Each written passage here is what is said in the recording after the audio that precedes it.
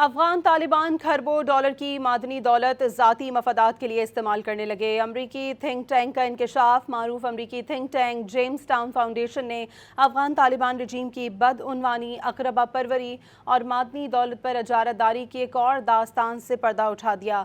अमरीकी think tank James town foundation की report के मुताबिक तालिबान रजीम अफगानिस्तान की $1 ट्रिलियन की मादनी दौलत को कौमी तरक्की के बजाय अशराफिया की सरपरस्ती और सियासी कंट्रोल के लिए इस्तेमाल कर रही है।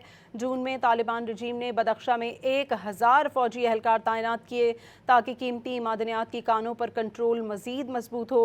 जेम्स टाउन फाउंडेशन अमरीकी जियोलॉजिकल सर्वे के मुताबिक अफगानिस्तान में $1 ट्रिलियन से ज़ायद मालियत की मादनी दौलत मौजूद है, जबकि 34 सूबों में 1400 से ज़ायद ज़खायर की निशानदही हो चुकी है।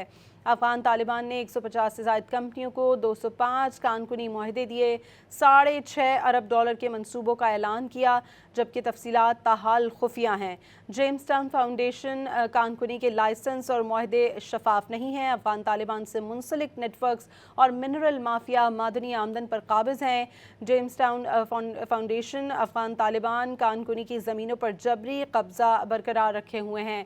सूबे बदख्शां और तिखार में मकामी आबादी की बेदखली और खूनरेजी झड़पों का सिलसिला जारी है। जेम्स फाउंडेशन के मुताबिक तालिबान रजीम में माइनिंग मुनाफे के लिए कमज़ोर तबकात का इस्तेहसाल जारी है।